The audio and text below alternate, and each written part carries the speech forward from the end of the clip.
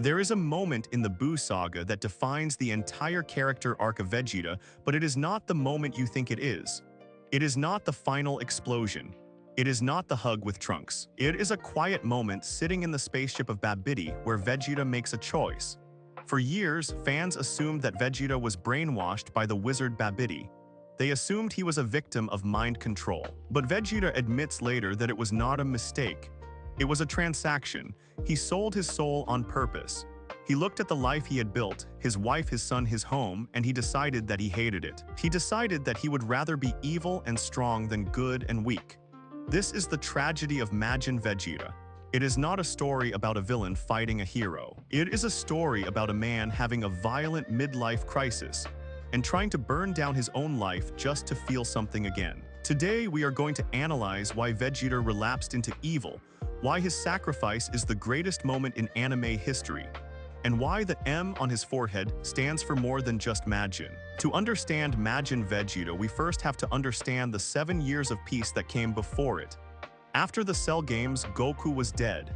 Vegeta had vowed never to fight again. For 7 years, he lived as a human. He lived in a mansion. He wore pink shirts. He went to amusement parks with Trunks. On the surface, he had everything a man could want.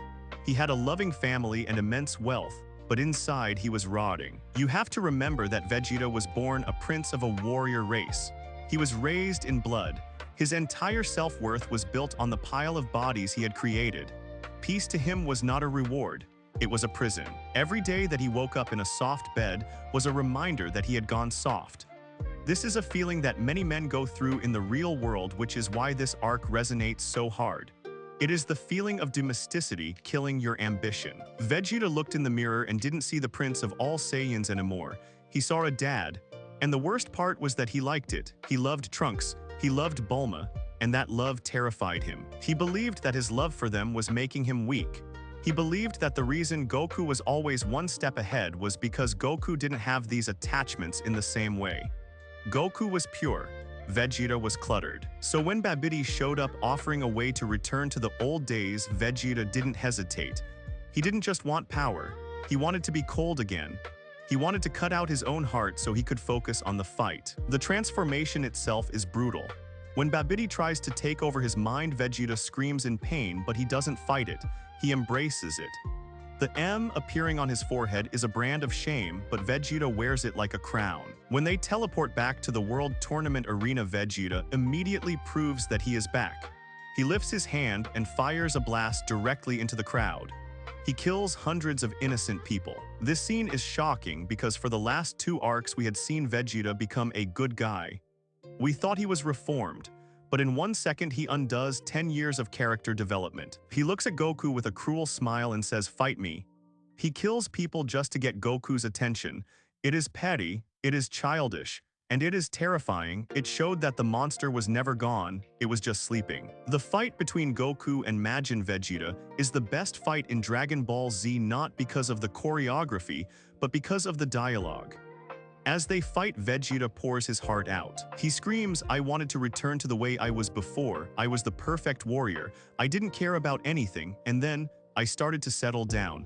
I woke up and found that I liked it." This confession is heartbreaking. He is admitting that his happiness was the source of his misery. He is fighting Goku, but he is really fighting himself. He is trying to beat the humanity out of his system. He thinks that if he can just beat Goku, he will prove that his old ruthless way of life was the correct one. He thinks that if he wins, he can justify all the bad things he did in the past. But the tragedy is that it doesn't work. Even with the Majin seal, even with the power boost, even after killing innocent people, he still cares. He can't turn it off. When he senses Majin Buu's massive power level, he stops the fight. He realizes that his selfish desire for a rivalry has doomed the planet. The old Vegeta would have let the planet burn. The old Vegeta would have run away to save his own skin. But Majin Vegeta asks Goku for a Senzu Bean. He knocks Goku out not to kill him but to save him. He decides that this is his mess and he has to clean it up alone. This is the moment the Majin persona cracks. He tried so hard to be a villain, but he failed. He is a hero whether he likes it or not. This leads to the conversation with Piccolo, which is arguably the most important dialogue Vegeta ever has. He asks Piccolo, will I see Kakarot in the other world? He knows he is going to die. He wants to know if he will at least get to keep fighting Goku in the afterlife. Piccolo is brutally honest. He says, no, you have killed too many innocent people. Your soul will be cleansed and you will be reincarnated as a completely different person. This is the final nail in the coffin. Vegeta realizes that there is no reward waiting for him. There is no heaven. There is no glory. He is going to cease to exist. He is going to lose his memories, his pride, and his rivalry, and yet he accepts it. He says, so be it. This is true bravery. Dying when you think you are going to heaven is easy. Dying when you know you are going into the void is hard. The scene with Trunks is the emotional climax. For the first time in Trunks' life, Vegeta hugs him. He holds his son and says, I haven't held you once since you were a baby, have I? It is an apology. He is apologizing for being a distant father. He is apologizing for the last 2 days of madness. He is apologizing for leaving. When he knocks Trunks and Goten out, it is an act of mercy. He doesn't want his son to see him die. He doesn't want his son to see him get destroyed.